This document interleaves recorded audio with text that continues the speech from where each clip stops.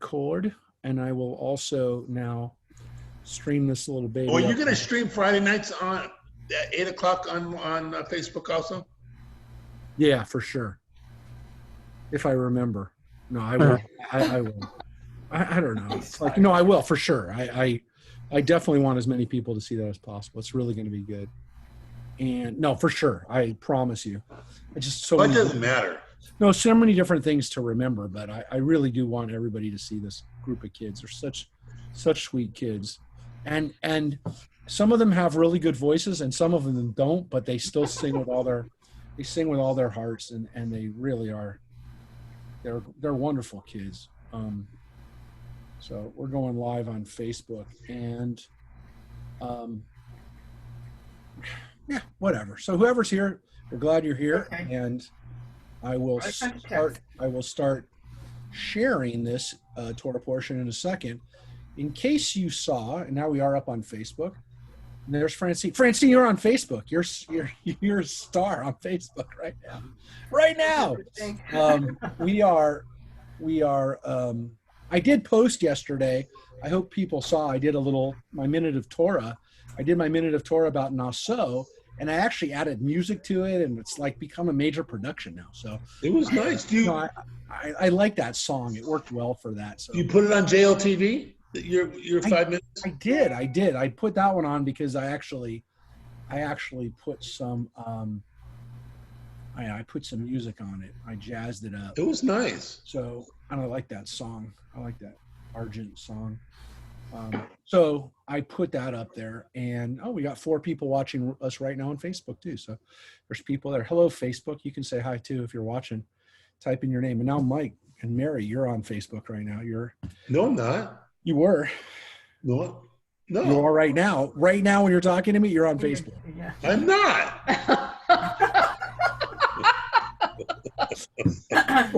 You are a star. And now there's more people watching, because as we've been arguing about this, there's more people that are captivated by your refusal to admit that you're on Facebook. Now, we're still at 5. All right, so let's take a look at the Torah portion. We should have had more of our group here, but it's interesting. I found, and Kelly, maybe you can explain. Did you feel like when you were reading this portion, when you read it in English, were there parts of this that you felt? Was it easy for you to find a part to reflect on? Well, to be quite honest, I'm just so worried and concerned about reading the Hebrew. I really didn't even read what the portion was. I shouldn't admit that. I should not admit that. Bad girl. You were brutally honest. Well, you will read today then. I know it. I did. I mean, I remember looking at it when I first got it. I remember it was. Isn't it like more sacrifice and stuff like that and dying? There are sacrifices. Yeah. You are correct, but the portion actually begins with a discussion about the continuation of the command to do a census, and that's actually what my little Devar Torah was. Did some of you see it? I know Mike saw it. He commented on it. Did anybody else? Hello? See the one? Francine, you saw it. Yeah, I'm pretty sure. Good. Well, I don't. Well, only because I don't want to repeat. I don't want to repeat it too much. But it's really. I'm going to keep it to the beginning of what I talked about. Just really leapt off from the beginning, and so once we're done with this, kind of leave it behind. But it was interesting. So 2 weeks ago, last week we read the portion about Shavuot, and it was from Deuteronomy, and it had nothing. I mean, not really. It had nothing to do with the stories and the texts were in the Numbers. We jump out. So now we go back to what we read 2 weeks ago at the beginning of Numbers, and again, we call the book Numbers in English from the Latin, but it really is called Bamidbar, in the wilderness, because that's really the theme of the book. And most of the weeks we read, the focus is really what's going on in the wilderness. But this portion, which we pick up in chapter 4, continues these ideas of counting. And so last time we read about the counting of the tribes as tribal units, the 12 tribes. Now, and we started this last week, it actually, the last week's portion ends with a discussion about the priests and the fact that the Kohanim are counted separately. And within that, the priests, the Kohanim, are counted even differently. So we have this, we had this last week. It talked about what the priests do and how they're counted. And so this portion kind of continues almost like mid-thought. So when we talk about how Naso begins, it begins with the theme of counting, and we're in the midst of it. And so the first unique word of it, because it begins with those words that we have throughout the Torah, Vayidaber Adonai el Moshe lemor, the Lord spoke to Moses, and so none of those words are from the portion. But the beginning of verse 22, chapter 4, verse 22 is Naso et Rosh B'nai Gershon, which is the same kind of phrase that we had at the very beginning of chapter 1 of Numbers, and I could go back and show you, but let me just take my word for it. The word Naso is what's used as the word to count.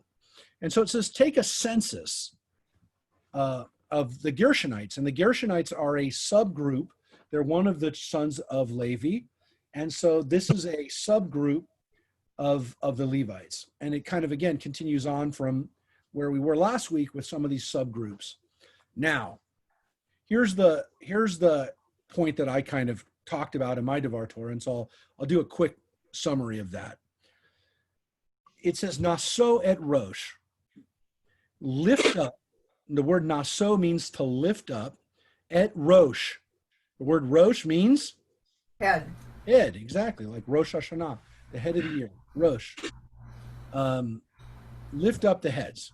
So that's actually the phrase in Hebrew. It's an unusual word and phrase because there is a phrase for counting.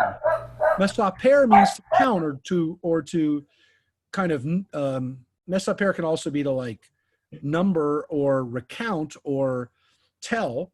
It's from the word sefer, which means to record. That's the word I was really looking for: record or report or count. But mesaper could be to count. But this word Naso et Rosh means literally lift up the head. And so my little Devar Torah was, and I didn't invent this idea, the sages tell us thousands of years ago, literally 2,000 years ago, we have explanations for this, that God says this in this way. God directs Moses to count the people by lifting up their heads. And what's the point? A census is a dehumanizing experience. And of course, as I mentioned on my little spiel, it was a coincidence because I got a call on Monday from the Census Bureau. And I said, look, I already sent in my form. Why are you calling me? And they said, well, because we want to check to see if everyone's counted and we don't want to count them twice. And so, well, fine. It took 5 or 6 minutes to go over it. And, you know, like everybody else, you kind of like, yeah, you want to give the right information, but there's a certain point to this, which again is what we know. The government usually only counts us when they want something from us.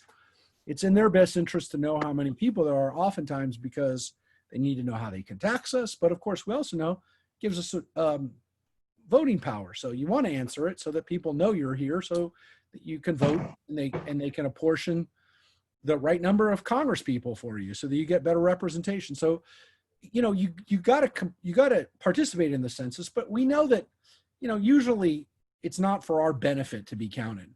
And it's just one of the many things that governments do that dehumanize people.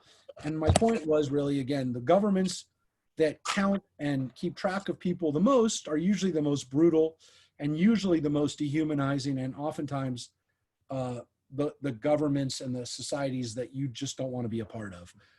And as I mentioned, the Nazis are obviously the example par excellence of dehumanization and taking technology from their time and almost an obsession with counting. One of the reasons why we know how many Jews were murdered, how many other people were killed in concentration camps, was because they kept meticulous records. And of course, the most dehumanizing thing is to actually tattoo a number on someone's body, which is what they did. So this is usually not a good thing to be counted.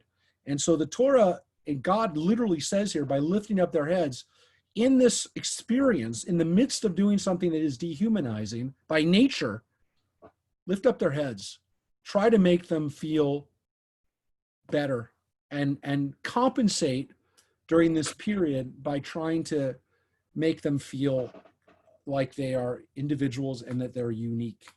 And that, again, in the midst of what really reduces someone to nothing other than a number, look, you are special, and I'm going to make you feel better. And we still use that phrase, to lift your head up or to raise your head, as a sign of dignity, to have a sign of self-respect and self-esteem, and to have a feeling of again, being worthy. And so that was the theme, was I called "Hold Your Head Up," which is something that the Torah definitely wants us to feel, that our tradition really does recognize that it's easy. Societies oftentimes dehumanize people. And what I didn't talk about is that, in the midst of like what we're dealing with right now, in particular, like probably a lot of people, though I've stopped doing this, by the way, in the last few weeks, like maybe 2 weeks already. I used to wake up every morning and look at how many people died from COVID. I mean, I don't know if you did the same thing, but I mean, I was almost obsessed with it. How many people got it, how many people were dying, our country versus other countries, what was happening in Israel, what was happening in China. I was obsessed with these numbers. And, I knew I was getting sucked into this, these demographics. And I didn't really,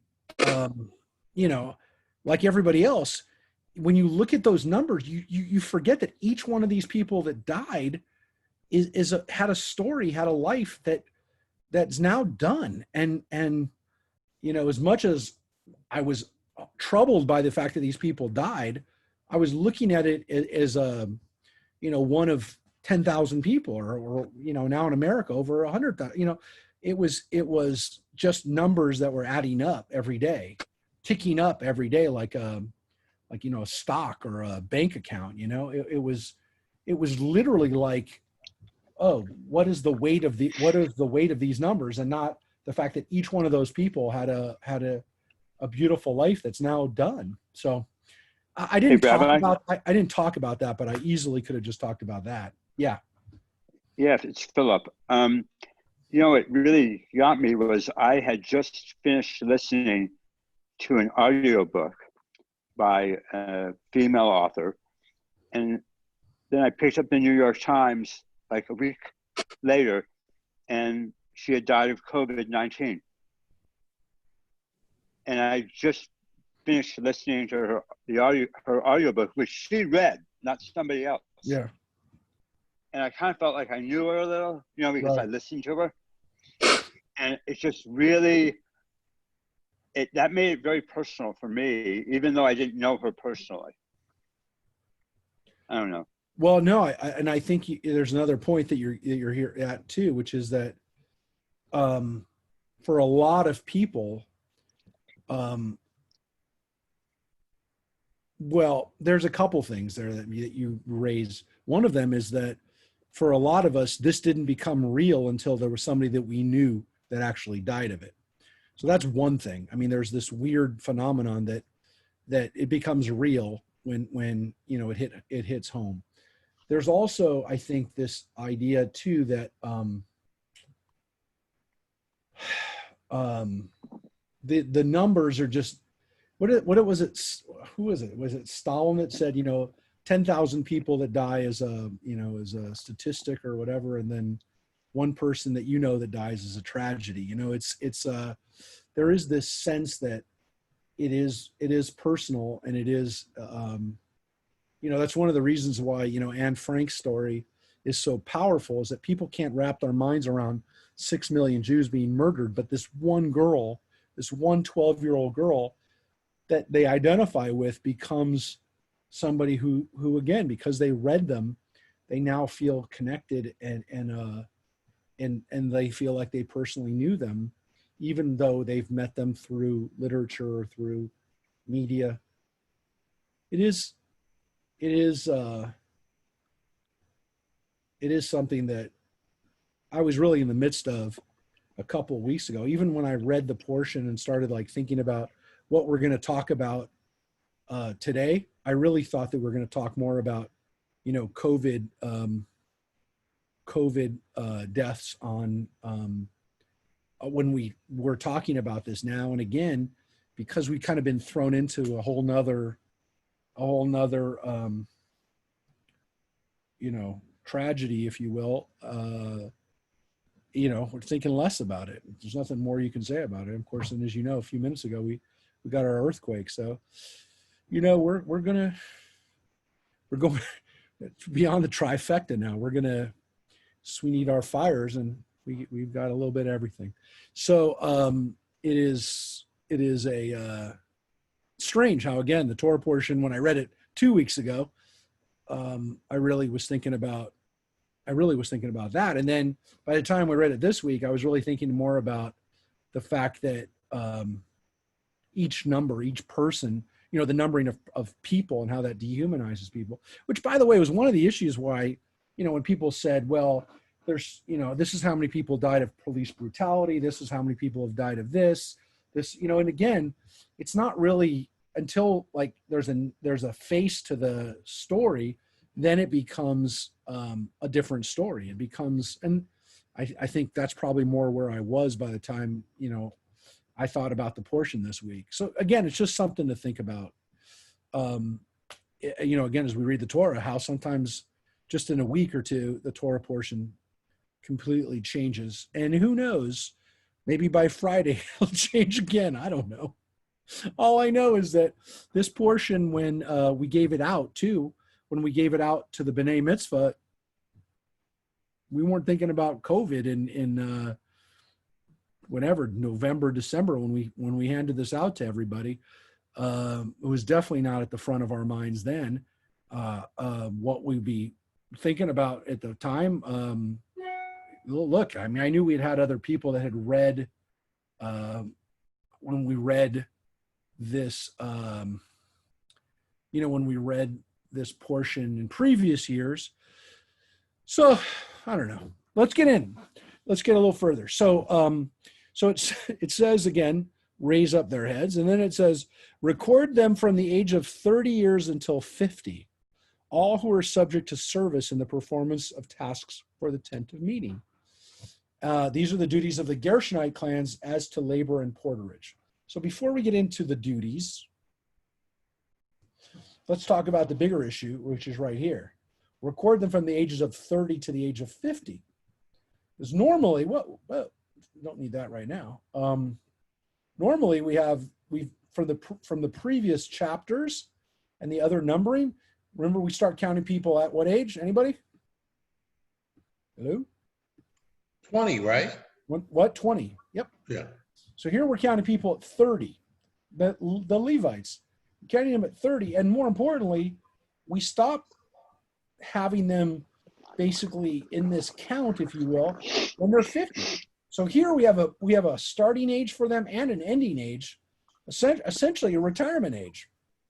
I'm confused. Yep. If a bar mitzvah is 13 back then, or why wouldn't you get counted at 13? That's a great question, and we don't know when bar mitzvah became the age. We don't know when 13 became the age. Sometime during by the rabbinic period, 13 was the age. By the way, we read a couple weeks. What? What we read a couple weeks ago, and it mentioned it, I think, was for getting the count for 20 to 60 for war, that people that can go to war. Yeah. Well, that's clearly for war. These guys are not being counted for war. Because it mentioned that Levites don't go to war. Correct. Yep. But to the issue of 13, where does that come from? We don't know. And it is an interesting question, by the way, for Christians, because Christians are concerned about this issue because they want to know what was Jesus's responsibilities. What was Jesus doing during these, at what age did he do certain things? So there is a story in Luke of him coming to the temple when he is, according to Luke, 12 years old. which seems to be close to bar mitzvah. When we know that bar and bat mitzvahs were being done around that time, we see them for the first time kind of happening. It's not until we get to the Talmud that we have those ages of like 13, where it says at 13, you start to learn a job. That's kind of why at 13 they said, hey, look, you're now no longer a minor, if you will. You're starting to be more independent. So 13, Was that Hillel? It's during Hillel's time. I think it might have been. I don't know if it's attributed the ages. I'll look at it right now. The ages of what you do at certain ages. It's definitely in Pirkei Avot, and I will read it to you right now, since we brought it up. And it gets to this kind of issues of. It's towards the end of Pirkei Avot. It's chapter 5. Yeah, it doesn't. It's Judah ben Tema, Yehuda ben Tema, that says what you do at different ages. Is everybody ready? I'll give it to you. And this is Judah ben Tema, by the way. That this doesn't mean that this is for everybody, or that this is the way it has to be. But this is what Yehuda ben Tema says. Ready? Here we go. He used to say, at 5 years, this is the age to start studying Torah. At age 10, Mishnah, which is the rabbinic text, right? At 13, subject to the commandments. So ben shalosh esrei la mitzvot. That's what it says. At 13, to the mitzvot, which we assume means they have to keep the mitzvot. All right? At 15, the Talmud. At 18, chuppah. What's that? Marriage. Chuppah. Getting married at 18. At 20. Well, here's the interesting thing. At 20, the pursuit of a livelihood. By the way, that didn't mean that they didn't work yet. It just meant that they weren't working in their career yet.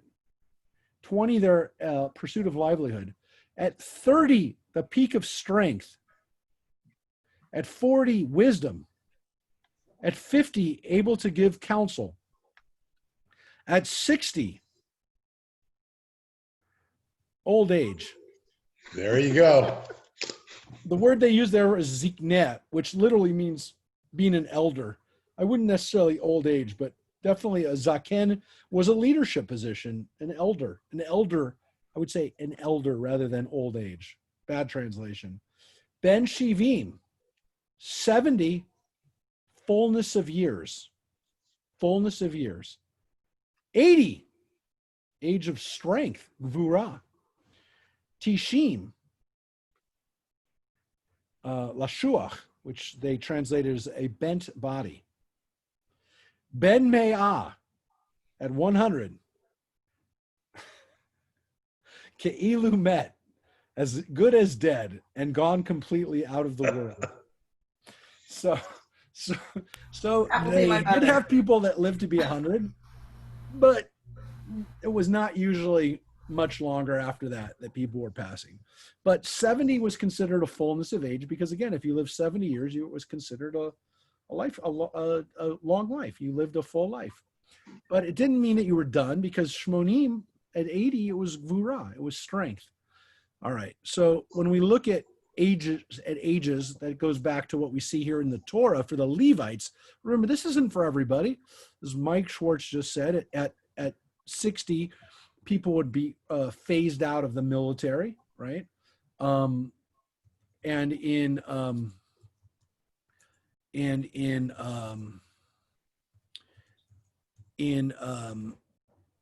the priesthood as Levites, it is 50. But there is a question, and there is a dispute, if you will, between the sages, between Rambam and Rashi, on what happened to people once they hit the age of 50. Like, what did they continue to do after that age? Because both of them agree that they do certain things. But there's a question of whether there's like any hard work, porterage, if you will, manual labor and porterage, which they say is avodah or avod here, umasa, or whether there's like light stuff, like locking the gates, opening gates, locking the gates, kind of putting chairs away, or were they not really allowed to do anything else other than sing and kind of like, help out in the, with the kind of the way the service would go, kind of being there to assist. Any kinds of questions about the 30 to 50? Well, I know that if my mother said that if I was going to be, going to the army, she was going to say that I'm a Levite and I can't fight. So that's what she was going to do back in the 60s and 70s. Well, there are people who've looked at these laws before, and look, this is an issue within Israel today. Israel has struggled with this issue of what to do with the religious in the country who've been up until now exempt from service. And Israelis, the average Israeli who has to spend a couple years in the military and then several years in reserve as reservists. I mean, interestingly, it's in your 50s when you term out for called up for reserve duty, because over the years it's gone down. Israel's life and death struggles, I would say, have gone down. The idea of calling up people older, older than they would need, people in their 50s, they stopped doing it. So now, like pretty much the oldest you get called up for combat as a combat officer is 42, 45 for non-combat, 48 for soldiers in defense units, regional defense units, and basically, kind of work, office workers, and 51 years for reservists serving as physicians in reserve duty. So pretty much at 50 now, you're termed out in reserves, the Miluim in Israel. So, people, that was a big part of Israeli life for the first 60 years or so of Israel's existence.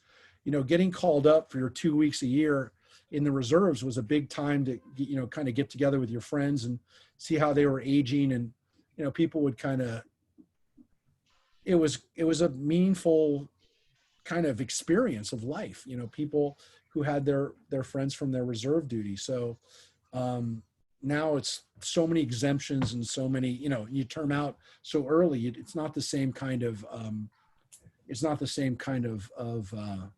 experience that it used to be. It used to be part of the culture, people did it, and it's not whether you liked it or not, just everybody did it. And it was just like, everybody knew that they were going to do it. So interesting to think about. We don't have really anything comparable to that in America, or for that matter in Judaism, because Judaism, once we didn't have a priesthood anymore, we didn't really have anything where we called people up, for certain duties. But again, however we understand this, at 50, a certain amount of duties were then taken away from the Levites. They didn't have to maybe work with the same type of labor that they would have between 30 and 50. So we can argue about this. We can all talk and hope that we age gracefully and continue in good strength. That's definitely our hope. But I think now that I've crossed the 50 threshold, I will tell you that there is no way that someone in their 50s, unless they're taking massive amounts of HGH and steroids, has the energy of a 30-year-old. It just doesn't happen. So I work out today harder than I did when I'm 30, for sure. I worked out, by the way, an hour ago. I was working out pretty hard, but I need to do that just so that I don't, get more doughy than I already am. So it's just a reality. And the Torah takes that in consideration. It says, look, we know that by the time they get to be 50, they're not going to be able to do the same work that they did when they were in their 30s. So, I don't know what to say. It's not ageist.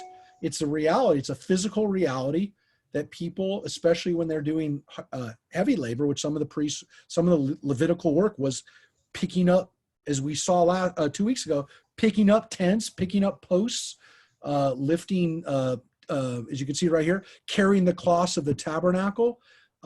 This is heavy stuff, you know? And also we have to remember is the life expectancy back then was not, 80 years old. No, even if it was 70, it's still telling us that it's hard to do, it's hard to do certain work. Not that they were exempt from all work, but that there was certain work that they couldn't do after they were 50 and didn't have to do it, So you can see that there. And again, the Gershonites, the Kohathites, and the Merarites, those are the three groups from within there, and they all have the same thing. Term out essentially when they're 50. They have different work that they do, but all of them, again, the work, again, always 30 to 50. So let's go a little bit further. These are, again, the counting of these groups of Levites. These are all Levites, Gershonites, Kohathites, and Merarites. So there's 8,500 of them that were in that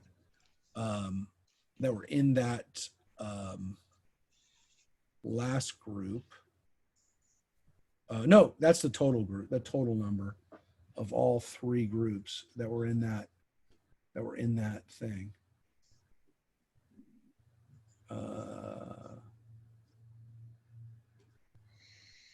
There you go.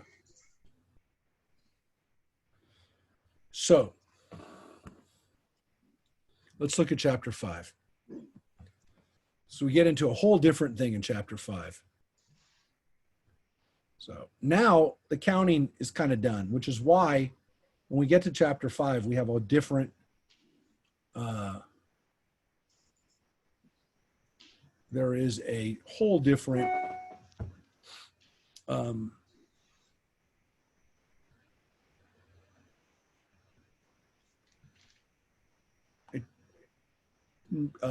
let's take a look here. Instruct the Israelites to remove from the camp anyone with an eruption or a discharge anyone defiled by a corpse. Remove male and female alike, put them outside the camp, that they do not come and defile the camp of those in whose midst I dwell. The Israelites did so, bring them outside the camp. So these are laws, again, similar to what we saw in Leviticus. Seems to be slightly different in that there isn't a lot of explanation about it. There's not the same level of detail, needless to say, as we saw in Tazria and Metzora, but it's kind of a summary of these kinds of these laws. But then it's going to get into this to this part here. Let's take a look at chapter 5. Speak to the Israelites. When a man or woman commits any wrong toward a fellow man, thus breaking faith with the Lord, and that person realizes his guilt, he shall confess the wrong he has done. He shall make a restitution in the principal amount and add 1/5, a penalty, giving it to whom he is wronged. If the man has no kinsman to whom a restitution can be made, the amount repaid shall go to the Lord for the priest, in addition to a ram of expiation. So this is about making up for crimes that you did against somebody to remediate and to make amends. You have to also pay a penalty. And if the person's not around and there's nobody that you can give if he's gone and the family's gone, then you give it to God.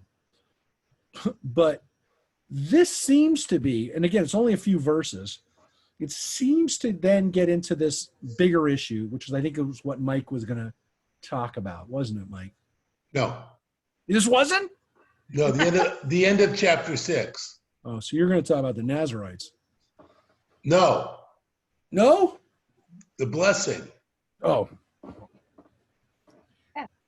Well, that's the good part. That's Yeah. the nice part. That's the nice part. That's the neat part. That's the really part. neat. That's the part that Marina. That's the part that Marina gets to read. Oh, how cool. No, but this is no. That's not the. text that we've got to deal with right here. This No, is the and law. the Nazarite too is very interesting. Yes, we will get to that. I thought one of your 2 points was going to be here. No, this is first the law of Sotah. And I was surprised that we had a group of 5 women and that we didn't have more comments about this, that the women in our group didn't talk about this very strange law of Sotah. Well, let's look at it. Speak to the Israelite people and say to them, if any man's wife has gone astray and broken faith with him, in that a man has had carnal relations with her unbeknown to her husband, and she keeps secret the fact that she has defiled herself without being forced, and there's no witness against her, but a fit of jealousy comes over him, and he's wrought up about the wife who has defiled herself, or if a fit of jealousy comes over one and he is wrought up about his wife, although she has not defiled herself, the man shall bring his wife to the priest, and he shall bring as an offering for her 1/10 of an ephah of barley flour. No oil shall be poured upon it, no frankincense shall be laid on it, for it is a meal offering of jealousy, a meal offering of remembrance, which recalls wrongdoing. And this is the offering that accompanies her being brought there. So he can't just bring her there. He actually has to pay to bring her there, if you will, because he has to make an offering, which means the priests are going to be essentially paid for this process. But it gets worse. Well, first of all, if you want to do this, you got to pay. There is a fee for this, which assumedly the fee is not a big fee. So, but it does kind of already say, well, first of all, you're going to have to commit something to the investigation, if you will. If you want your wife investigated, you're going to pay. The priest shall bring her forward. Now we'll have the ritual.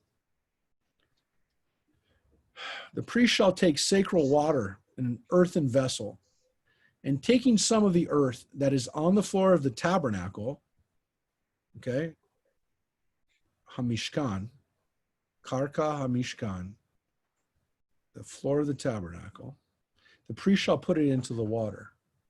After he has made the woman stand before the Lord, the priest shall bear the woman's head and place upon her hands the meal offering of remembrance, which is a meal offering of jealousy.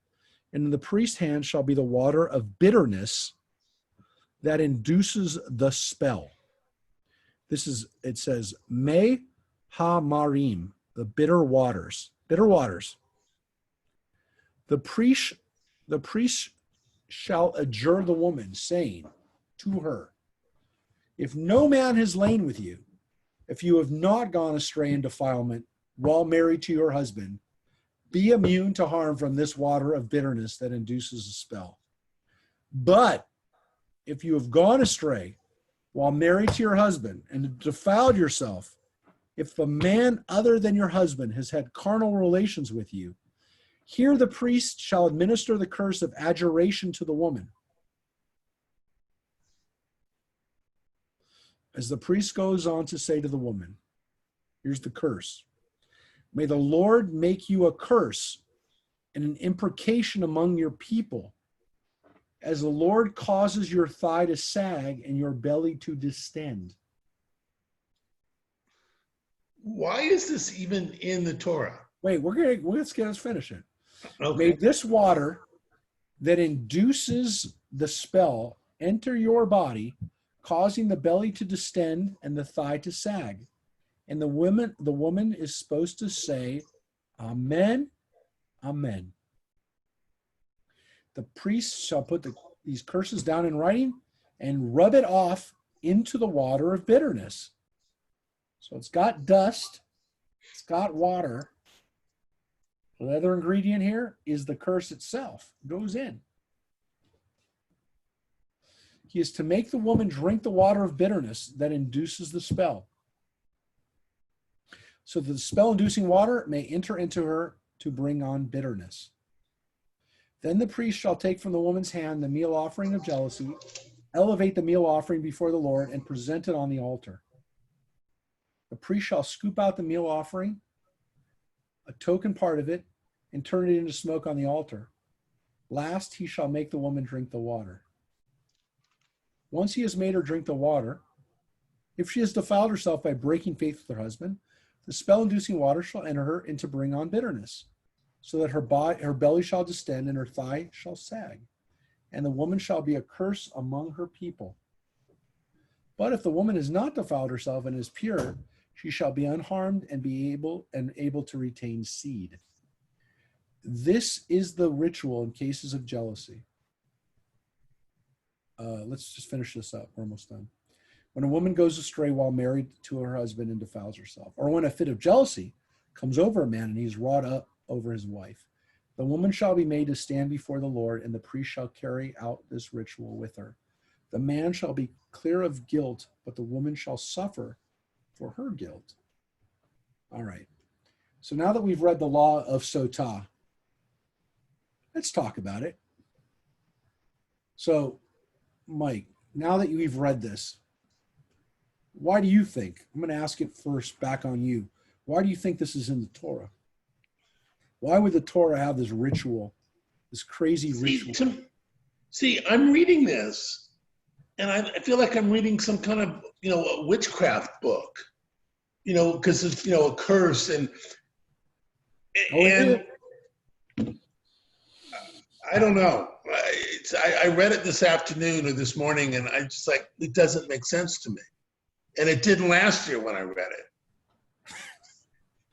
Yeah, I've read it a lot, and it definitely is because the thing is, it's not going to, this curse will not happen to anybody. Well, it seems like it's against the women either way.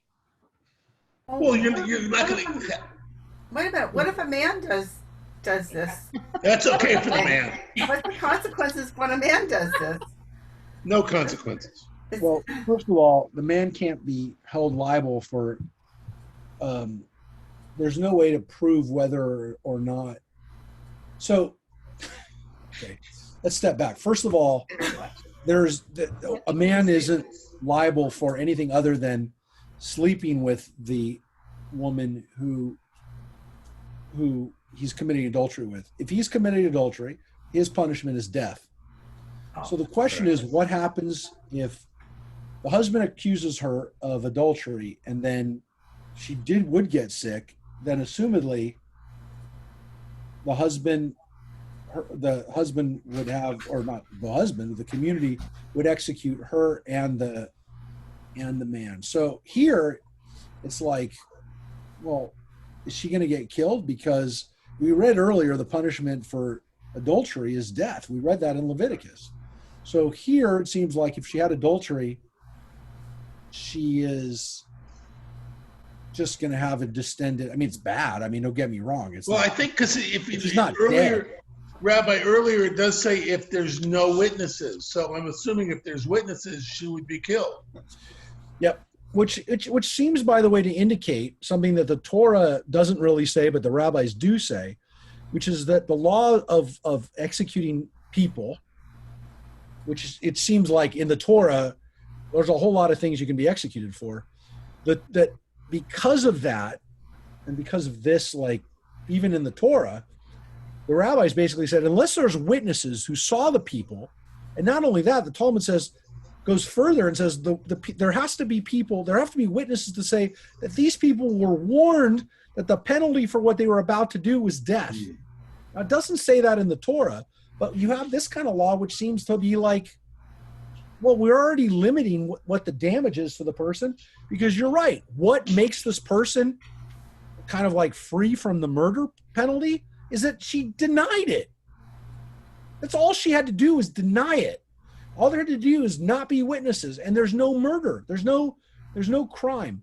But there is a recognition that doesn't mean that people are going to be able to figure out how to move on, even if the woman denies it.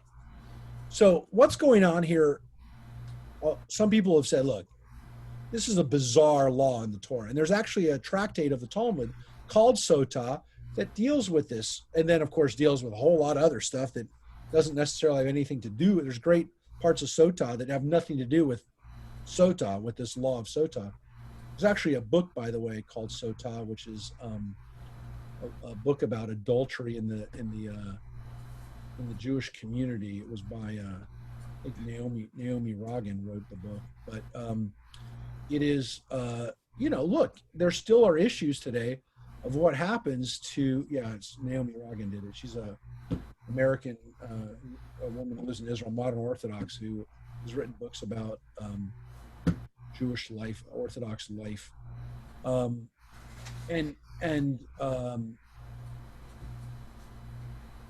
Sotah deals with the claim of adultery in the modern Orthodox world today.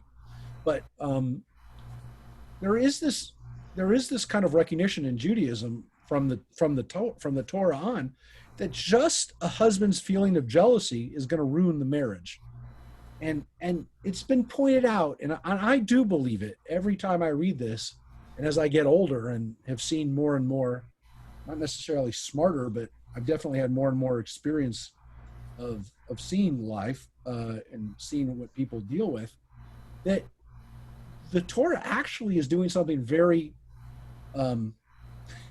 very, very sympathetic and quite frankly, I don't want to say it's not feminist, because it's still putting the onus on the woman, but it really is helping a woman from the standpoint of it's giving her an out to basically say, hey, look, if nothing happens to her, and you're right, this magic ritual, I mean, on one hand, okay, maybe it would. So there's a feeling like somehow, like she'd have a psychosomatic reaction, that knowing that she'd have to go before the priest would make her confess, would maybe she'd have a physical reaction from having this water. But there doesn't seem to be anything in this water that would actually make her react that way. So you're not going to get saggy thighs. No, and you're not going to probably become, infertile from this mix. But it would basically now say to the guy, her husband, it's over. There's nothing more you can do about it. We went through the ritual. She's clean. God said she's innocent. You gotta get out. You gotta get beyond this now. There's nothing more you can do about it, and you gotta accept her now. So there's something about this that actually, in a way, it makes it easier for the woman to be kind of not marginalized and not thrown out of the house, because you have no evidence, you have no witnesses, you have no evidence. We went through a ritual to in front of God. She's okay. Now, I mean, I guess you could say, but will he ever give up his jealousy? I mean, that's a fair question. But in some cases, maybe it did work. I don't know. I'm interested to hear Philip's reaction to this as a family lawyer. I'd like to hear your take on this.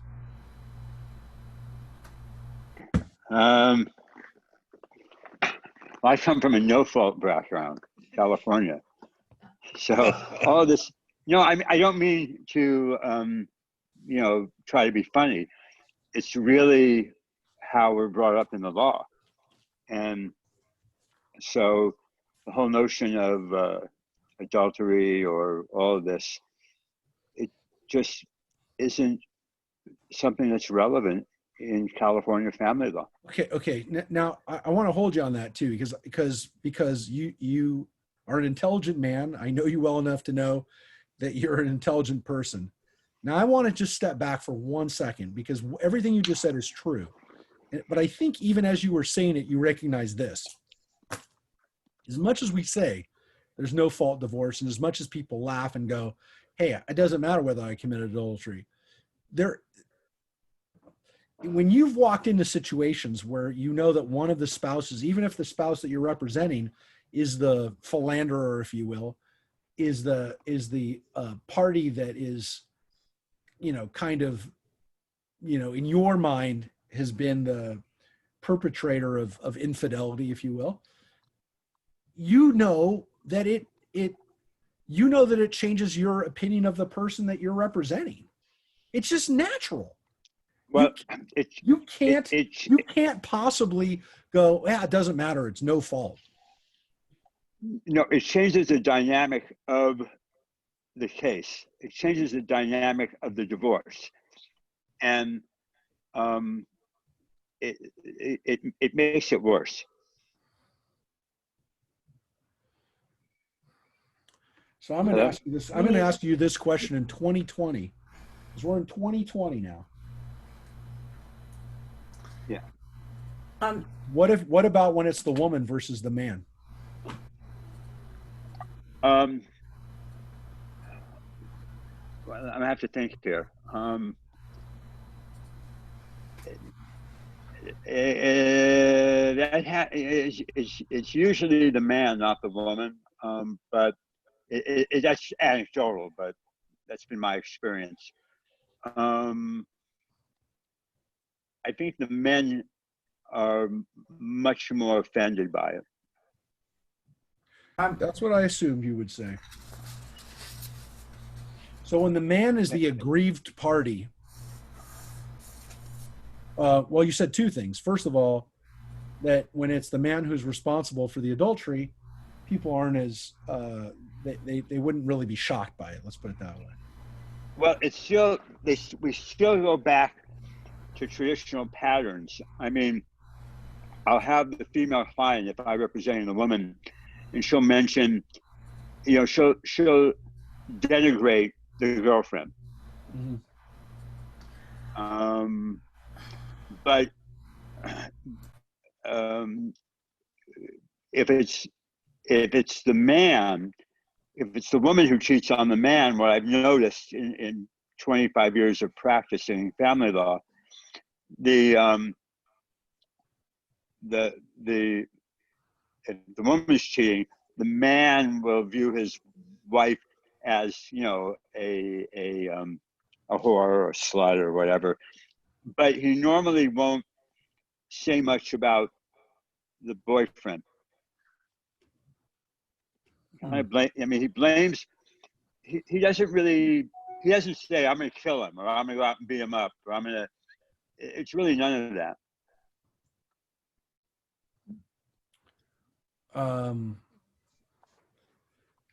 I haven't noticed that.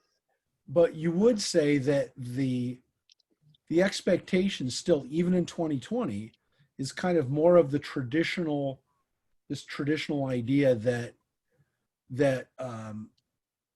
when it's the woman who's been the one playing around on the guy, that there's a certain sense that that not that she's more in the wrong, but she kind of has put herself into a situation where I don't want to say that people feel less sympathetic to her, but maybe I will say that. I know you say that it's not, this, I mean, at the end of the day, it's a no fault state, but I think there is this kind of certain sense that that it is, she's kind of taking this on herself. Yeah, I agree, and especially if there are children. And the only time you don't see that is like if she was in an abusive relationship and a victim of domestic violence, that would be different. I'm just talking about culturally, but if she just gets bored with her husband and starts cheating on him, no, there's still some very traditional societal judgments going on. Yeah. May I ask a question? Yeah, please. The outcome when it comes to, let's say, where the woman is the one that's doing this, does the outcome of the divorce tend to be less in her favor? I guess in terms of the outcome monetarily, does that affect it somehow or no? It's strictly by law. No, the only time it might affect it monetarily is if she moves in with her new boyfriend or girlfriend, it doesn't matter what sex, and they cohabitate. That could affect spousal support if she was entitled to receive it, or if the man was entitled to receive it. It goes both ways. But other than that, no, we have no effect on property division. Now, it could have an effect on custody, but only if the person you've hooked up with, so to speak, is someone who has a felony background or a drug addict. I mean, I've had some horrible cases over the years, and I don't even want to talk about them, but I've had cases where one where my client's ex-husband hooked up with a woman who was psychotic and chased him around the house with a knife while their daughter was visiting him, and the child was like 8 years old. Well, I mean, that happens. Poor judgment. yeah, Fortunately, that's the rare exception. Yeah. I think that one of the strange things that we deal with today is still this idea of infidelity and what that means to the relationship. Because I'll tell you, there is a weird thing that's going on in this commandment, which is there's the water, there's the dust from the sanctuary, there's the rubbing of the rubbing down of the spell itself into the waters. But there's another piece of this too, which we don't talk about, which is there's an assumption that if the woman has had sex with somebody else, there's another thing there, even if it happened months ago or whatever, that there's a remnant of seed from the other guy that will mix with this and cause this in the bloodstream to go through. So there's a strange other piece of the ingredients, if you will, that's necessary. In order for this to work, there needs to be a piece of that other guy in this woman, which will then, and they during this period, they still believed or kind of like thought of a seed that a man gives is, and again, it's still, I mean, we still say, you need a sperm and an egg, but they really looked at it as almost like, two pieces of a whole that, that you needed both, but like that the man leaves behind seeds or eggs too. So I'll tell you, that's kind of that's, by the way, one of the reasons why, as we read in previous weeks, a priest isn't allowed to marry a divorcee, because they didn't know that after a certain period of time, hey, those spermatozoa they're not working anymore. So in order to kind of like, if you don't understand that, you basically say, hey, look, if a guy's ever been in there, he's left something behind, and it's going to have an effect. Now, I will tell you on a very interesting level, this is not necessarily physical or genetic or physiological, but there is a psychological impact of somebody having sex with somebody else. And so they're not necessarily wrong in kind of warning people about this, but this idea that there's actually there's physical remnant, that they believed it. Rabbi, I've had many cases. Do you hear me? Yeah. It's Philip. I've had many cases, more than one or two, many, where when the husband finds out his wife has been cheating on him or whatever, and with a man, and they have like a child who's whatever age, I've had these husbands question their own paternity. Yeah. I mean, even like the kid might be 9 or 12 years old or whatever, and the husband would say, well, I want a DNA test now. Well, let me ask you a question. In those cases where that's happened, and it's kind of like the Jerry Springer show, whatever. When that happens, if the man's raised the kid for the last 9-10 years and then finds out that he isn't the father of the child and they get divorced, is he responsible for that child?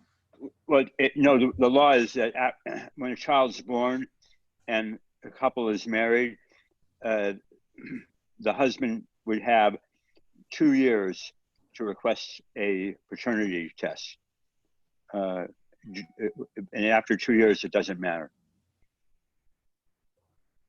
Did everybody hear So that? Has everybody heard what just happened?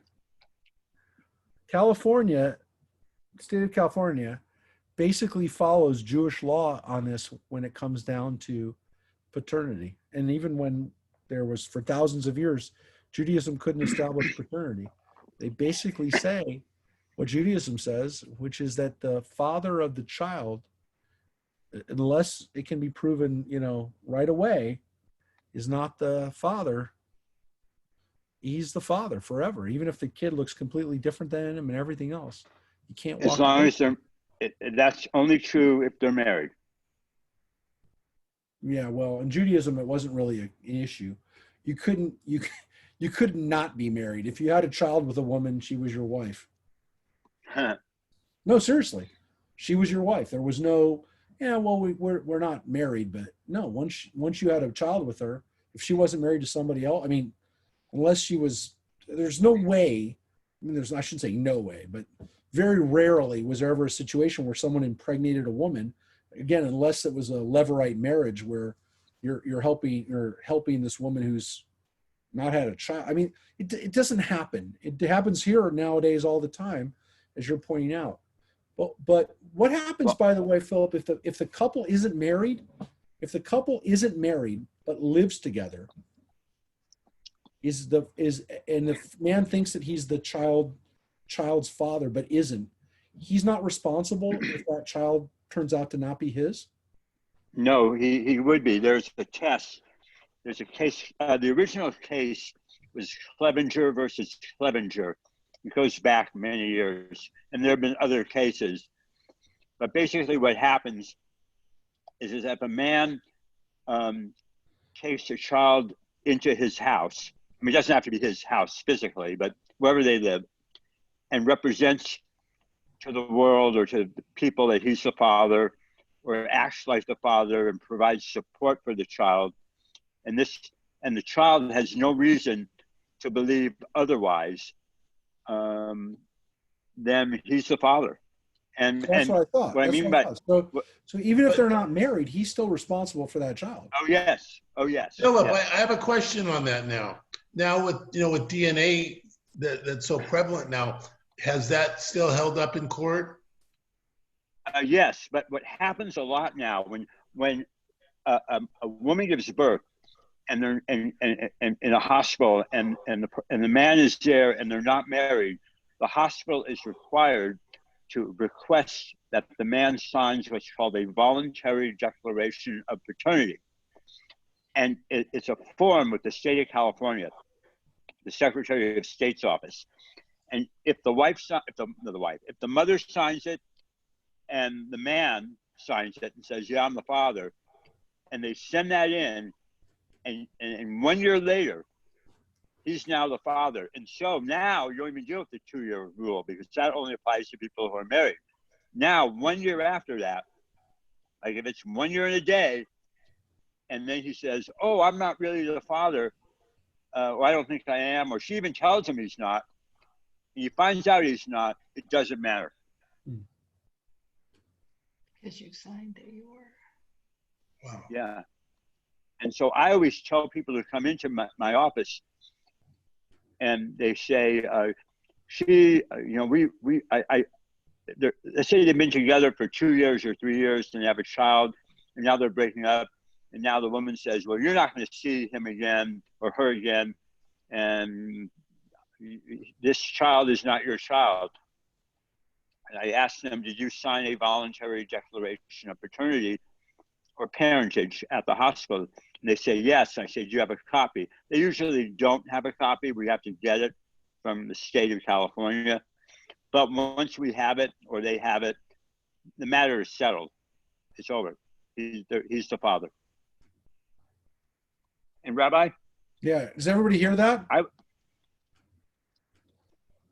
I mean, did everybody catch what Philip just said about the paternity? So these are the kind of things that society has had to kind of come up with to catch up with Jewish. I mean, in reality, Jewish law tried to put this into practice thousands of years ago.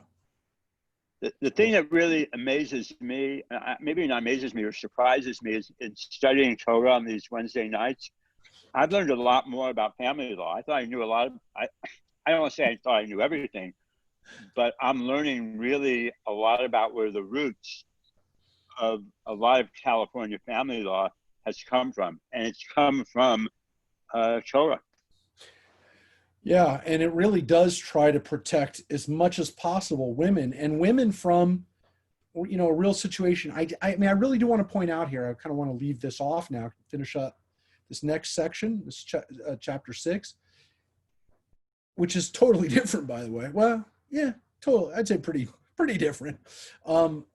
This law really does try to protect women from accusation, from marginalization, from, quite frankly, and I'm not going to tell you anything that you don't know already, in the Middle East, you get killed if you get thought of, accused of being an adulteress today in Saudi Arabia or today in Afghanistan.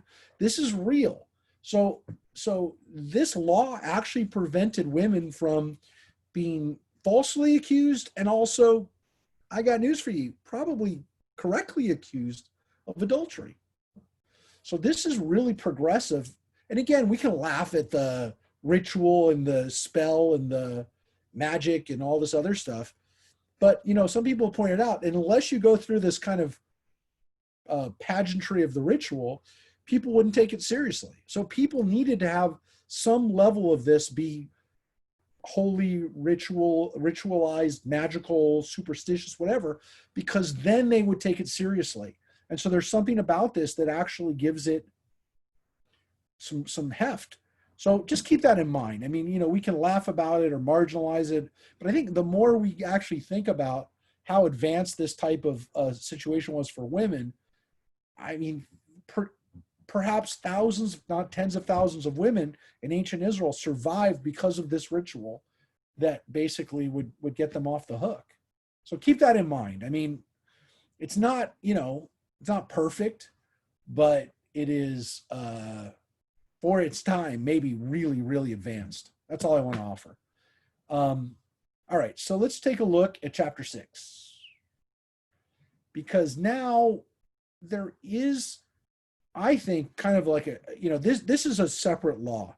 This is the law of the Nazarite. And this is an interesting law, one that is not been in effect for a long time. Like when I say a long time, even by the time of the rabbis, this law wasn't really dealt with. And so while there's a tractate about Sotah, the Nazarites, you know, really didn't pick. They didn't really. There wasn't a lot that the rabbis had to say about the Nazarite because they were already kind of trying to get rid of it. And they pretty much, by this time, they pretty much did. So there is a tractate in the Talmud called Nazir, just like there is Sotah.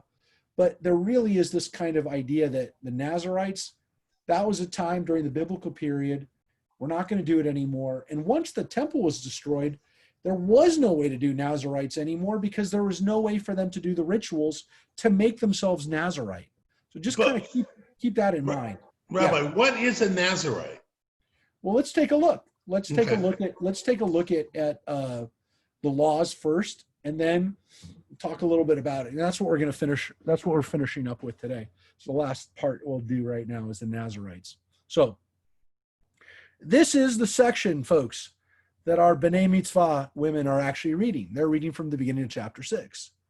So this first part is actually being read by Ginny, who's, I was told, is with us on Facebook right now. So Ginny, if you're there on Facebook, say hi. Type hi if you're still there. This is the part that she's actually starting with. But we're going to get to the part that Kelly's reading here pretty soon too. So let's see if Kelly can figure it out. So we're scrolling through when we get to her part. Oh, I'll recognize it. Yeah, you will. I hope. So it begins again with Vayidaber el Moshe le'emor. The Lord spoke to Moses, saying, and then Daber el bnei Yisrael v'amarta alehem. Speak to them and say, if any man or woman explicitly utters a Nazirite vow to set himself apart for the Lord, he shall abstain from wine and any other intoxicant. He shall not drink vinegar or wine or any other intoxicant. Neither shall he drink anything in which grapes have been steeped, nor eat grapes fresh or dried. Throughout his term as Nazirite, he may not eat anything that is obtained from the grapevine, even seeds for skin. Throughout the term of his vow as a Nazirite, no razor shall touch his head. It shall remain consecrated until the completion of his term as Nazirite of the Lord, the hair of his head being left to grow untrimmed. Throughout the term he is set apart from the Lord, he shall not go in where there is a dead person. Even if his father or mother or his brother or sister should die, he must not defile himself for them, since hair set apart for God is upon his head. Throughout the term, his term and his Nazirite, he is consecrated to the Lord. So let's talk about what he is as a Nazirite. And again, what she is, because technically it says there could be a woman Nazirite. So what is a Nazirite? What did they do? Why did they do it? Well, there's not a whole lot of detail here about why somebody would do it, but it seems to be and we do have a story. It's actually the story that we read as the Haftarah for this weekend. So on Saturday, we'd be reading the Haftarah, which is from the book of Judges. As a matter of fact, does anybody know what the Haftarah is for this week? The one from the book of Judges? Somebody? Anybody want to guess? It's a story of a very famous Nazirite. Actually, it's the story of the most famous Nazirite. Anybody? Samson. Yep. Samson. So we read the story of Samson this week as the Haftarah. And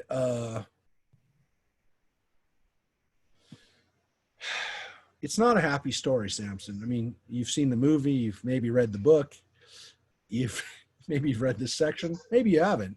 It's definitely worth reading because it's a powerful story. It's not a happy story, but it is a powerful story. It's a story about a guy who is caught in a cycle of sex and violence.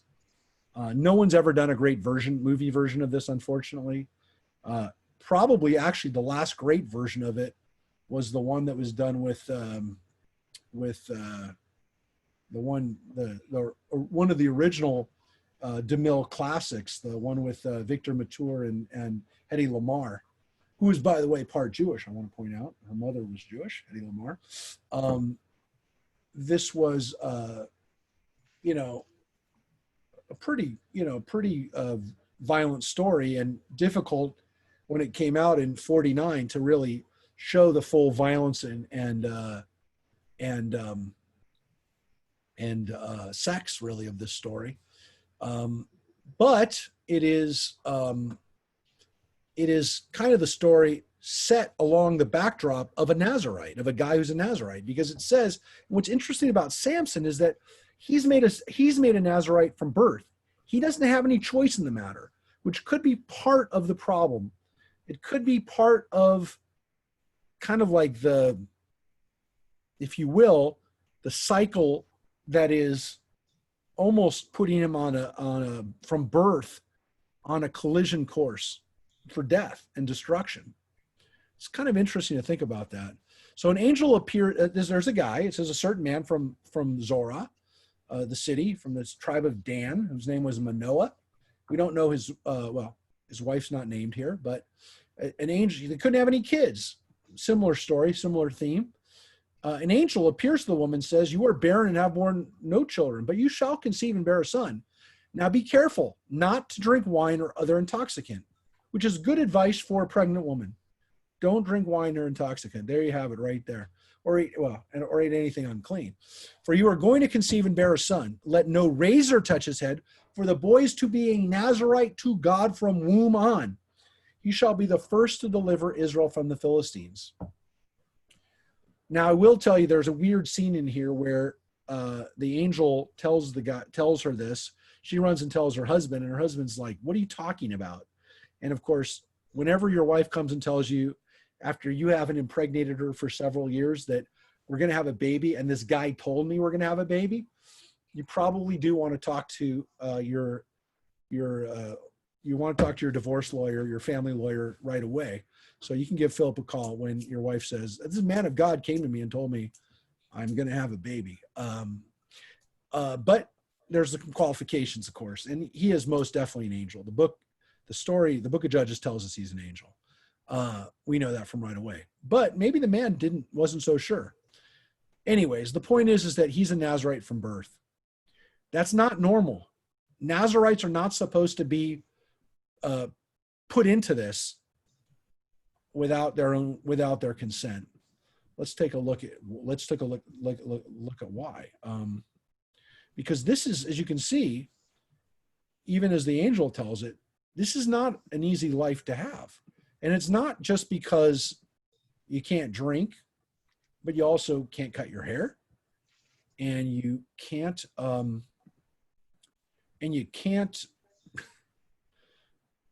basically can't take part in your family life cycle, because if your father or mother or brother or sister dies, you can't go to their funeral.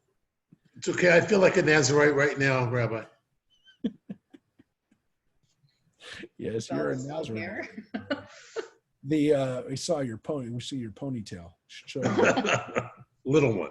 But the funny thing here is that when we read this section, it reminds us that these were not easy rules to follow. They seemed to be, again, in most cases, ones that people took on themselves. But you also vowed for a certain length of time, unlike Samson. And it seems to be that these are limited by your commitment and your decision on how long you were going to do it for. So why would somebody do this? Why would someone willingly become a Nazarite? Because you're not forced to. The Torah never says, hey, if you do this, if you kill somebody, if you steal, if you're whatever, if you're caught doing this, defrauding something, you're a Nazarite. It doesn't say that. This is something that people decided to do willingly. This is something that they did. Now, look, the closest probably equivalent to this is we have people who've joined monastic orders, become nuns. Something's happened and they've decided that they want to live this kind of life. Sometimes there's a lot of reasons why people do it. But there are cases, we know of people who've written about it, where people felt like this was the way that they could get their life back on track. That making this big shift spiritually, and it's not just Christian monks. I mean, we have stories of people who've become Buddhist monks or gone to ashrams in India, and they do it because they need to change the direction of their life. They need to do something that changes their lives. And it seems as though Nazarites was a way for people to maybe fix their lives. So maybe they felt like they were on a path of destruction. Maybe they felt like maybe they survived and they couldn't explain why. They just needed to do something to spiritually reflect on this near-death experience. We don't know, but it was not something that you were supposed to do as punishment. That is clear. There's never any, well, now you have to become a Nazarite. We never get that. There is this kind of sense that this was a vow, that this was like a vow of celibacy, or this was a vow that you took on yourself that was not imposed on you in a normal situation by anybody else, but that came out of your own volition and your own desire. And because the priests were necessary for the process, as we're going to see, once the temple was gone, there was no way to do this anymore. Now, there's a real question whether by the time that Jesus lived, whether there were lots of Jews that were doing things like this. well, we know there were some because we found the Dead Sea Scrolls, and we read about these people, the Essenes in Josephus. So we know that there's people that are living similar types of lives to the Nazarites. Giving up alcohol doesn't seem to have been requirements for every one of these types of communities, but there were communities of people that were bound together by maybe again celibacy, as some of the Essene communities were definitely celibate communities. Not all of them, but some of them seem to have been celibate communities based on their works that we found. Some of them were separated and were living in geographically remote places. But there's nothing in the Nazarite vow per se that meant that people had to not be living in their own city. Was it harder? Maybe, because you could come in contact with a dead body. It was maybe easier to come in contact with alcohol, and not just alcohol, but any part of grapes, grape seeds, grape skins. All of these kinds of things would maybe be easier to come in contact with if you're in the city, so to speak. But these were clearly vows that people took. These were vows that people took as a spiritual commitment that affected their lives. Let's take a look at specifically, besides having a physical marking, which was their hair not being cut, which of course is critical, as we know, to the Samson narrative. The fact that he doesn't cut his hair, and that's the source of his strength, is central to the story. Without, again, if you haven't read the story of Samson, go read it. But, I think everybody knows he had really long hair, and that's where his strength came from. So his Nazarite vow kind of was connected to his power. And by the way, the fact that he's usually depicted as like a really strong looking guy is maybe contrary to what the story was really supposed to be about, which is a guy who doesn't look like a superhero, who isn't a ripped bodybuilder, but looks like a normal person. He just has immense strength that comes from not muscles, but comes from divine power, and kind of is protected and is like kept inside of him by his hair. And so once the hair is cut, that connection's cut, that energy is cut. But not that he's necessarily looks strong. His hair is kind of an indication of where his strength comes from, which is not where you'd think it would come from. So it says on the 8th day, so if some person dies near him, defiling his consecrated hair, he shall shave his head on that day. He becomes clean. He shall shave it on the 8th day. On the 8th day, he shall bring 2 turtle doves or 2 pigeons to the priest, to the tent of meeting. So again, this seems to be like what we read about in Tazria and Metzora, ways for people who are priests or Kohanim or Levites to re-enter the community when they also cannot come into contact with dead bodies. So here the Nazarites seem to be also like priests in that they're not supposed to come in contact with dead bodies. Priests are allowed to drink alcohol and grape juice, which Nazarites are not allowed to, but they're not allowed to drink, as we read, while they're offering up the sacrifices. So we read in Parshat Shmini. So there is a little bit of overlap with alcohol, but here it's not just alcohol, it's like any type of grape. So again, these are people who aren't priests. Nazarites are not Levites, but they kind of become like Levites. They come a little bit like the priests. It says the priest. Yeah. I'm assuming, it doesn't mention it here though, that a priest or a Levite could not become a Nazarite. So the rabbi, it's not in here at all. You're right.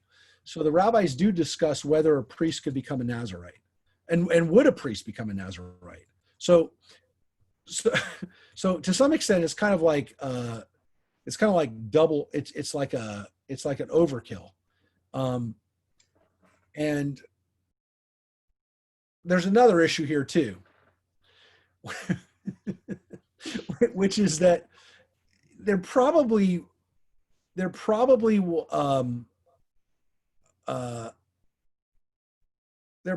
was some, I don't know, competition's the right word, but there was probably the Nazarites probably were not well respected by the priests. They probably were looked at as, you're trying to be like us, you're not us. But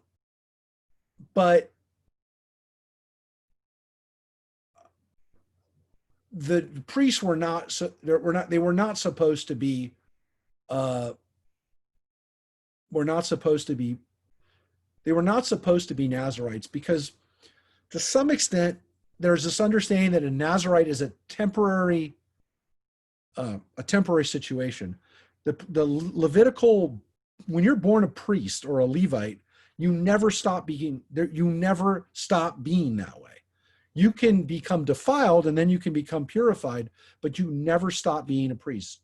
So there's an issue here, which is that there's a term that maybe, again, you set the term. You said, I'm a Nazarite for 7 years to God, but it's not a permanent situation. So you couldn't really be a Nazarite and a priest at the same time. Wasn't Jesus a Nazarite, or wasn't that?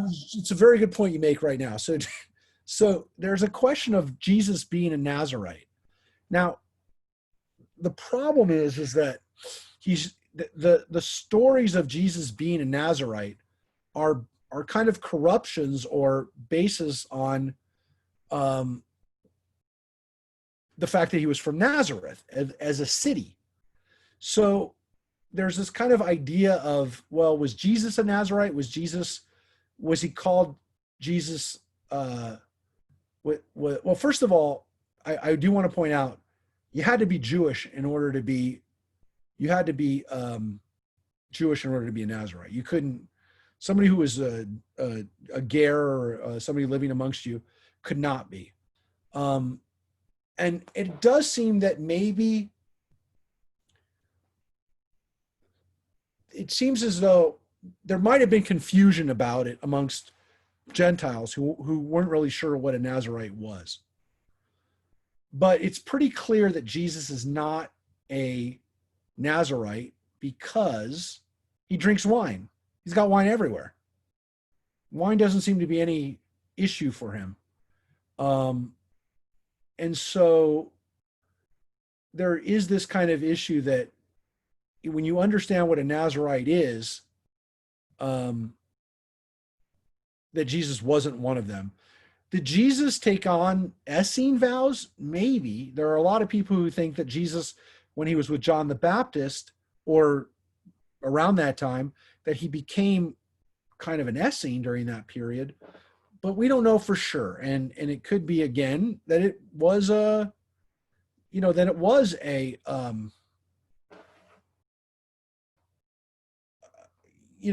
may be more that the Essenes were kind of like Nazarites and that Jesus was more like an Essene, so that maybe he was a little bit like a Nazarite. But being from Nazareth was not being a Nazarite.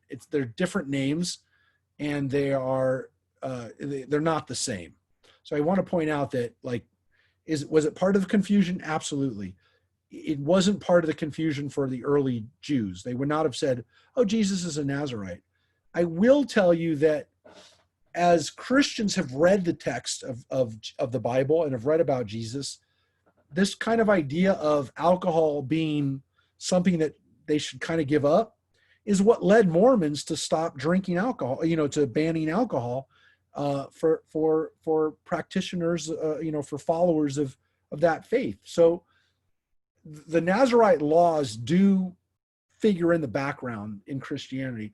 I'll tell you, one of the biggest groups that this actually figures into, which has got elements of Judaism obviously to it as well, but is not Jewish by any stretch. I'm not saying it is, but the Rastafari religion traditions, one of the reasons why people grow dreadlocks in Rastafari religion is this kind of like Nazarite, this kind of Nazarite prohibition of cutting your hair. And so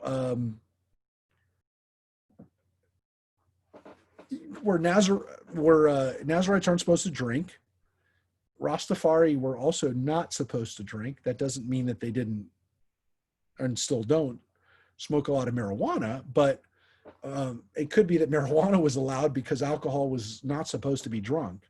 So there are prohibitions, and again, I'm not an expert on Rastafarianism, but there are definitely elements of Nazarite practice in the Rastafari religion than than maybe even Mormonism for that matter.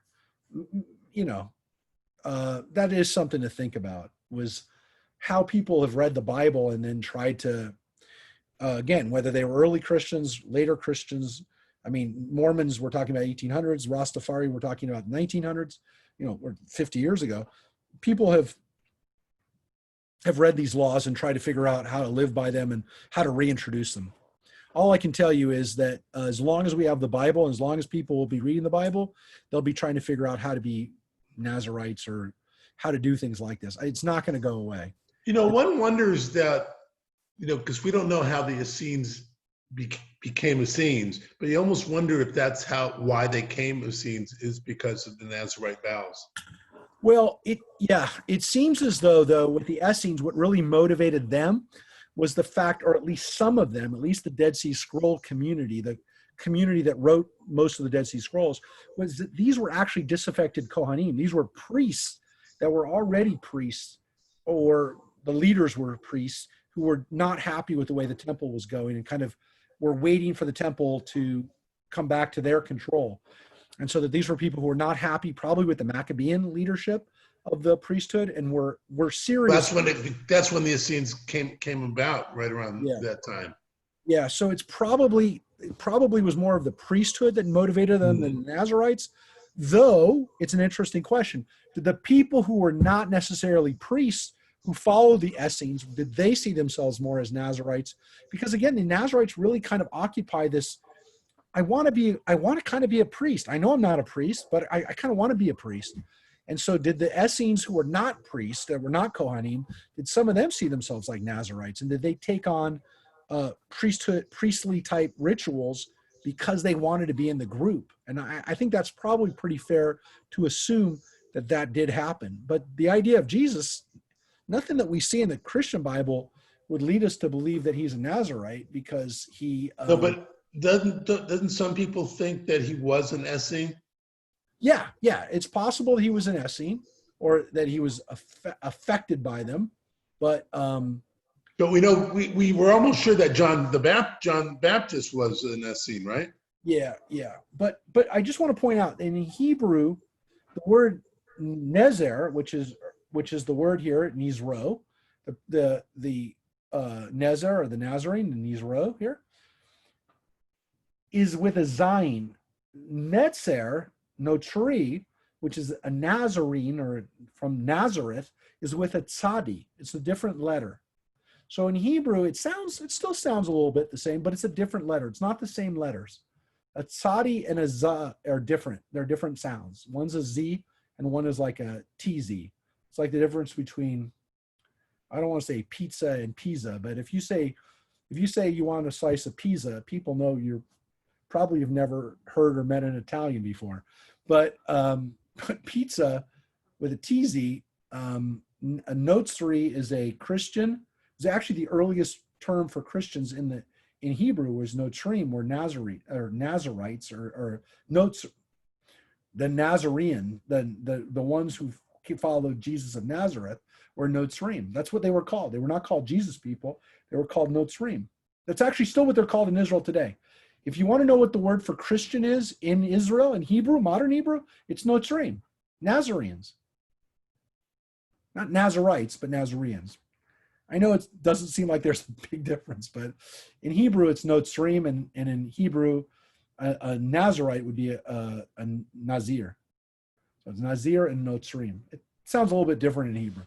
Anyways, I do want to point that out. So Kelly, thanks for bringing that up. And again, we're getting to your part. So when a person came into contact with a corpse when he was a priest, he had to shave his hair, but then he could come back in only after he offered up this guilt offering. And he shall bring a lamb, Vehevi keves ben shanato. And again, I don't know where Susan is, if she's still on. This is Susan's part that she's reading, that she'll be reading on Saturday. So please join us, everybody, at 9. excuse me, 10. It'll be over by about 11:30. We're going to be done. We're going to be done with the service. So Torah service will probably be around 9, keep saying 9, 10:15 to 10:30, 10:30, 11. We'll be reading the Torah. So please join us for when the class is going to be reading this. This is the ritual for the Nazarite. On the day of his term as Nazarite is completed, he shall be brought to the tent, entrance of the tent of meeting. So running a little short on time, but I'm going to read this all. So when he's done, there's another ritual. Just like if he came into contact with a dead person, when he leaves, there's a ritual of leaving. Vehi krivet hakorbano. He's to make an offering to the Lord. He shall present one male lamb in its first year without blemish for a burnt offering, one ewe lamb in its first year without blemish for a sin offering, one ram without blemish for an offering of well-being. That's a lot of lambs and rams. That's not a cheap, exit payment, but, a basket of unleavened cakes of choice flour with oil mixed in, and unleavened wafers. And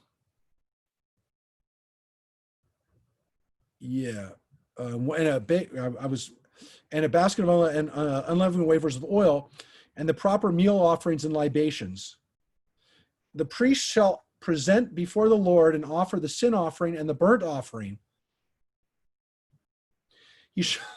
I'm lucky. We're almost there, Kelly. You shall offer the ram as a sacrifice of well-being to the Lord, together with the basket of unleavened cakes, sal hamatzot, the asaha kohen, and the kohen shall offer a meal offering and the libations. Vigilach hanazir, petachu hel moed. The Nazarite. Does this sound familiar? Yes. The Nazarite shall. Why don't you read this part, Kelly? Okay. Okay. Thank you. Yeah. The Nazarite shall then shave his consecrated hair at the entrance of the tent of meeting, and take the locks of his consecrated hair and put them on fire that is under the sacrifice of well-being. Yep. So that's the part that Kelly's reading on Saturday. Take off his hair. So he doesn't just offer up the sacrifice. He offers up his cut off hair. Wow. That's pretty powerful. Watching that hair burn up on the altar. So that's the Aish, the fire that is under the offering of well-being. Wow. It's a pretty powerful sacrifice. Kind of smelly. Hashlamim means well-being. Uh-huh. From the word shalom. So that's one of his offerings. So he's offering up a sin offering, a guilt offering, which is interesting because, of course, what did he do that was wrong? Well, maybe he did something that was wrong in the first place to make him a Nazarite. But it's also this kind of sense that when he's exiting, he's got to do something that's like a guilt offering for his leaving the fold, if you will. But then there's also this offering of well-being too, which is kind of saying, look, I'm going on my way. I want everything to be good. So then, velakach kohen, then the priest, keep going. The priest shall take the shoulder of the ram when it has been boiled, one unleavened cake from the basket and one unleavened wafer, and place them on the hands of the Nazarite after he has shaved his consecrated hair. Yep, and that's the part where the consecrated hair is the hit galechu et ha-nizaro. That's the consecrated hair of the Nazarite et nizaro. So the Nazarite is the nizaro, is the guy. So hit galechu is his shaved hair. All right. Then vehanif.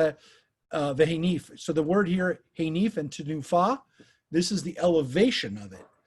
He elevates. Let's read this. The priest shall elevate them as an elevation offering before the Lord, and then shall be sacred donation for the priest, in addition to the breast of the elevation offering of the thigh and gift offering. After that, the Nazarite may drink wine. Interesting. So they can drink wine. Right. So now he can drink wine. And that's the word yayin. Yayin is wine. The achar yishtet hanazir yayin. Then he is no longer, he's out. So he can drink wine. And here it says, the last part that you're reading here, Zot Torah. Yeah, Torah. So is the obligation of the Nazarite, except that he who vows an offering to the Lord of what he can afford, beyond his Nazarite requirements, must do exactly according to the vow that he has made beyond his obligation as a Nazarite. Interesting. Yep. So it could be that somebody made went even beyond that in what he said he was going to do. And if he did that, he had to do that too. So maybe he said, I'm going to give money to the temple, or I'm going to donate money to the widows and orphans fund. And now he has to do that too. So he has to do everything that he did. And the word we have here repeated over and over again in this sentence in right here, Nidro, Asher Yudor. Yeah. And I think we had it. Yeah, we had it the first time here, Yudor. This is a vow. When we say Kol Nidre, all my vows, this is the word. Yidor, Yidro, Yidor.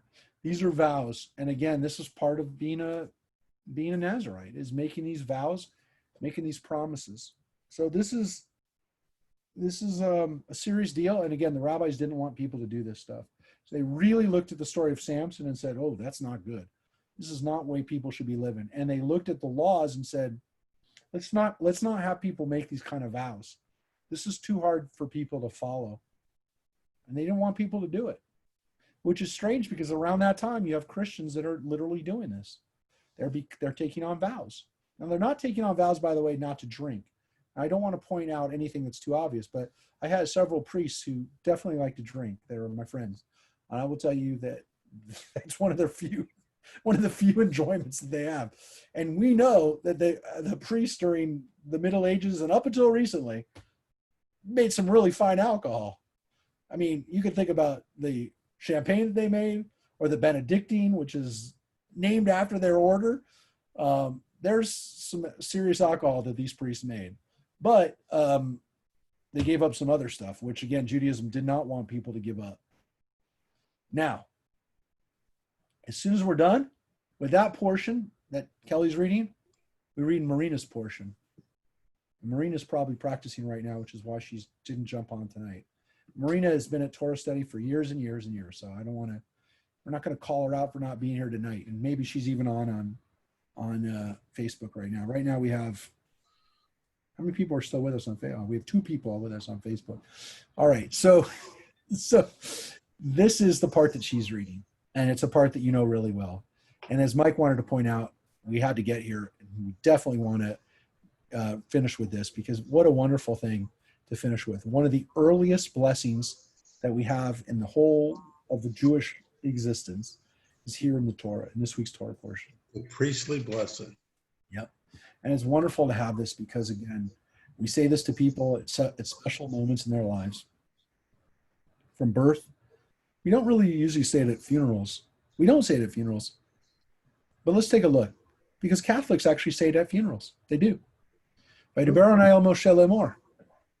God spoke to Moses saying, speak to Aaron and his sons. Thus shall you bless the people of Israel. Say to them, Yivarechecha Adonai v'yishmerecha. May the Lord bless you and protect you. Ya'er Adonai panav elecha v'yichuneka. May the Lord deal kindly, graciously with you. Yisa Adonai panav elecha v'yasem lecha shalom. May the Lord bestow his favor upon you and grant you peace. Thus shall you link my name, the Samu Ed Shemit, put my name onto the people of Israel, and I will bless them. So the priests had to do this, and they still bless the people. Now again, we also do it as rabbis. We do it as parents. We're supposed to bless our families. Rabbi, what she does in Sedona is she'll get the any Kohens from the congregation to say this to the rest of the congregation. Yeah, so the tradition is still in the Orthodox world to do that, to have what they call the duchenin, where the priest would bless the people, especially at high holidays. Yeah, that's when she does it. Bless the people. So, and they're supposed to take off their shoes, by the way, when they do that. She doesn't do that. You take the first line has 3 words. Adonai B'Shmerecha, 3 words. The next line has 5 words. Ya'er Adonai panav elecha v'yifnecha. So you can guess what the next line has. 1, 2, 3, 4, 5, 6, 7. So the poetic structure here, the way it builds up, is really interesting. And again, of course, God's name is in each one of the lines. Yavarecha Adonai, Ya'er Adonai, Yisa Adonai. Now, we do not traditionally say this at death. We don't say this part of a funeral. But as I said, the Catholic tradition is to say, essentially, this blessing. I've heard it, several times. Very familiar to me. I grew up Catholic. I've been to many funerals where I've seen that or heard that. And it's a powerful blessing. I don't do it mainly out loud because it isn't something that we say to people after they die.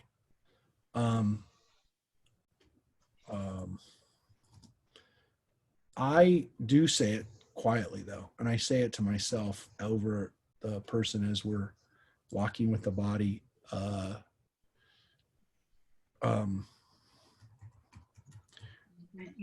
Sometimes right before we bury somebody, sometimes in the chapel. I don't know why. I think it's a really powerful blessing. To be honest, Rabbi, I think it's one of the most powerful blessings there is. Yeah. There's something about it that maybe because the language builds on itself, each line becomes stronger and more powerful. But there is this understanding that, again, God gives us the blessing. It's not me or priest or somebody else giving you the blessing, but it's God giving you the blessing. This is what God should do to you, not what I should do to you, but what God should do to you. And it's a blessing that we say for somebody to have God, have them be at peace. And so to me, it's just, it's a blessing of peace. It's a blessing. The last word of it is peace. The oldest blessing that we've ever found, it's actually the oldest part of the Torah that we've ever found outside of the Torah, is this line, these lines, this section, which we found in an amulet outside of Jerusalem. We only found it 30 years ago. Yeah, about 30 years ago, we found it rolled up in a silver roll, and it was this blessing. And we it's amazing because it affirmed that this was a blessing that was used, and it's 2,800 years old, and it survived because it was written on metal. But it shows you that people really did see this blessing as a powerful, protective, and again, beautiful way of kind of telling people, hey, we want you to be blessed. We want God's blessing to be upon you. And I agree with you. I really don't think there's really a more powerful blessing. And again, could we come up with one? Sure. But this one's been used for thousands of years by the Jewish people, and to know that it's been used by other traditions and other people have been inspired by it is pretty powerful too. So it is, it's a blessing that we say every week at Shabbat. I always say it over everybody. And I'm always asking for God's blessings for our congregation and for people to be blessed. It's something that we say to the people that we care about. We give them or ask for God's blessing. We give them this blessing, and it's our way of linking them to God and to basically saying we want them to be at peace. And so again, that's kind of why I say it at funerals too, even though it's not part of the Jewish tradition, but it's definitely something that I'll say to people as they're passing from this world, that that I've said to people. And if I haven't said it to them, before, then maybe at their funeral, that's my way of saying it for them. But again, there's no tradition that this has to be done, when somebody leaves the world, but we say it to babies, when they're born. We give it as part of the bris and baby naming ceremonies. We give them this blessing, and it's a really powerful blessing. So again, I hope everybody, in the days ahead is blessed. We'll, we haven't, it's one of the things we haven't included in the Friday night services. We will have it this Friday night for the 8:00 service. We'll be blessing all the kids and saying a blessing for everybody who's tuning in, because again, this is this is something where, you know, we can look at people, we can see them while we're blessing them. And I think it is important to have the people nearby. It really is this kind of, you know, placing it on them, you know? So, again, it's one of the tragedies of not being together over the last few months, to see people and to be able to offer blessings to people in person. But again, I do hope seeing everybody here tonight. And again, even though we had a small group, it was good to be able to be excited for our B'nai Mitzvah. And so please join us on Saturday as we read these lines and breathe new life into them by having our friends be part of the tradition of reading Torah and being a blessing to us, all of us, by reading these words. So, yeah, again, Marina, we would have had her practice it just now if she got to read this. She gets to read this last section, so it's kind of cool. All right, everybody.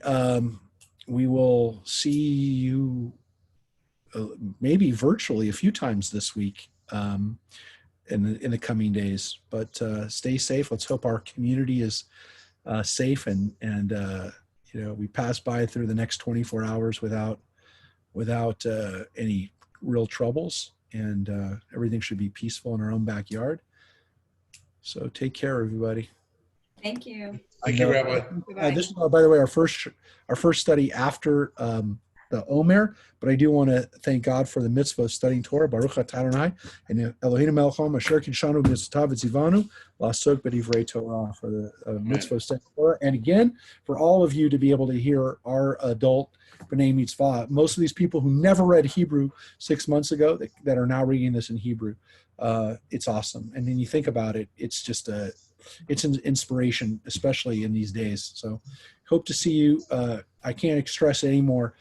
We wish we could have had everybody with us in that room on Saturday, but you'll be with us in spirit, and please be with us on Saturday at 10. All right, everybody, stay healthy. All righty. Good night. Good. Good night.